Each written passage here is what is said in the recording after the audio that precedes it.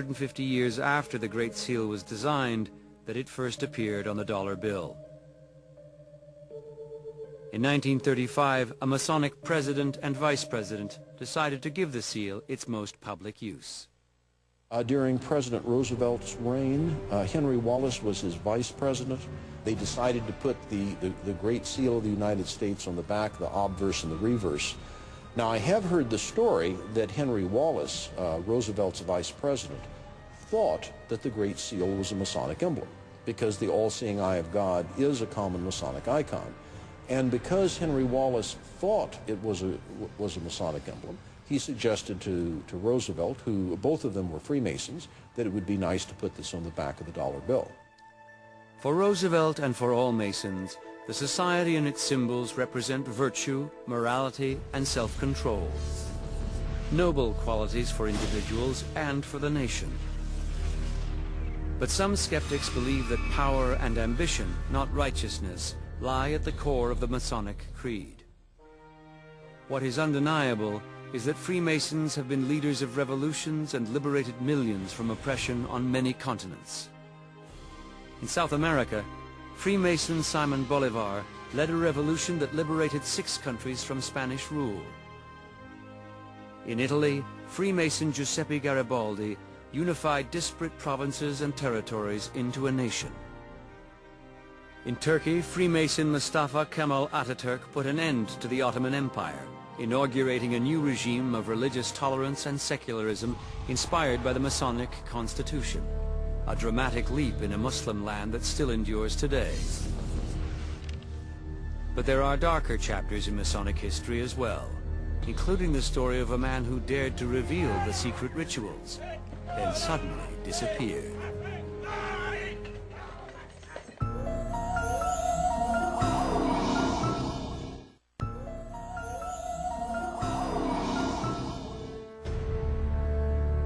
In 1826, exactly 50 years after some of Freemasonry's most prominent brothers signed the Declaration of Independence, the order finds itself consumed by a brutal murder and condemned by millions of Americans.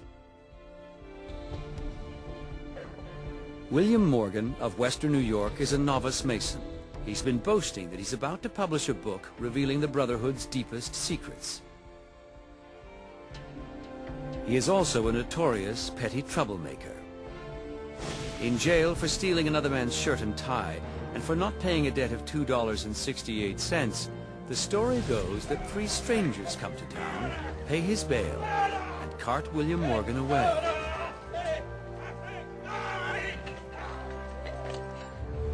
We don't know what happened after that.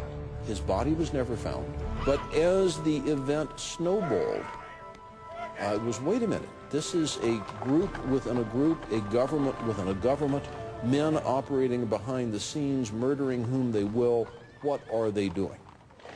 And so from this unauthorized event by local Masons in Batavia, New York, a wave of anti-Masonry swept the country. It has never been proven that Morgan's abductors were Masons, or that he was murdered. But hysteria built over the fraternity's presumed involvement in Morgan's disappearance. New York's 227 Masonic lodges dwindled to only 41. Suspicion grew about the Masons' secret rituals and the powerful politicians who took part in them. For some Americans, the adulation of heroes such as Washington, Franklin, and Hancock was swept away by a tide of resentment that there were too many Masons in too many high places, right up to the White House. An anti-Masonic political party is founded. William Wirt, its charismatic leader, is in fact a Freemason. The reasons why he went against the Brotherhood may never be known. William Wirt was one of the longest-serving Attorney Generals of the United States, a very prominent man in his day, a brilliant writer and politician. He was selected to be the Attorney General of the United States in 1817 and served through to 1829. And he transformed the Attorney General's office into a powerful crime-fighting organization and legal arm of the United States government. Wirt, campaigning as an anti-Mason, gains 8% of the popular vote, enough to take a third party into the race and to give him a run at the presidency. He finishes a distant third to Andrew Jackson and another Freemason, Henry Clay. Wirt dies in 1834, and the anti-Masonic frenzy soon evaporates. But the story doesn't end there. A century and a half later, someone breaks into his coffin and steals his head, a final indignity for America's leading anti-Masonic Mason. But there is a happy ending. In 2004, a skull in a box is found in a Maryland antique shop. It is the head of headless anti-Mason William Wirt. Confirmed by DNA analysis and bits of soil and roots, it has been returned to the tomb, hopefully forever. Right, it strikes me that they weren't just regular grave robbers. They went into this particular tomb of a very, very prominent American and stole the skull of William Wirt. I think they knew what they were heading for. Membership in American Masonry reached its peak in the years following the Second World War, but has been declining ever since. The same is true of Britain and Western Europe. The eerie rituals and baffling ceremonies at the core of Freemasonry have always presented an easy target for dictators and demagogues, popes and prelates. Masonry's enemies have included Adolf Hitler, television evangelist Pat Robertson, and Cardinal Joseph Ratzinger, later to be elected Pope Benedict XVI.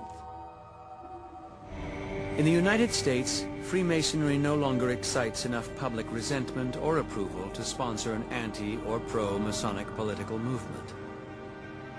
The last Mason to be elected president was Harry S. Truman in 1948. The last Mason to run for the nation's highest office was Bob Dole.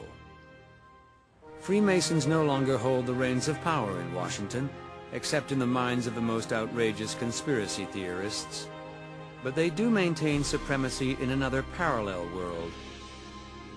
The leaders who gave birth to the American Republic and world-shaking revolutions have left a legacy that extends far beyond the borders of color, gender, and faith. This is Boston, birthplace of a branch of Masonry that seeks to refute the tired old allegation that the order is only for tired old white men. We are entering a room that echoes with the history of American oppression and liberation.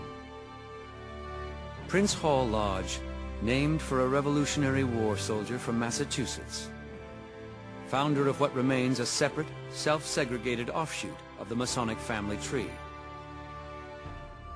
A brotherhood that has nurtured generations of black American leaders.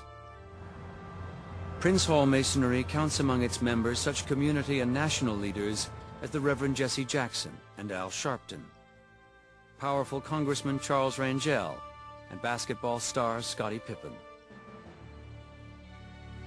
230 years ago, in an age when most African Americans in the North and South were still slaves, Prince Hall and 13 other free men of color were installed as Masons by a white military officer. Their initiation was ratified in 1784 with a charter from the Grand Lodge of Great Britain, the colonial power Prince Hall had just fought against. Leslie A. Lewis is Grand Master of Boston's founding Prince Hall Lodge No. 1. On July 3rd, 1776, Prince Hall started the first black lodge called African Lodge No. 1.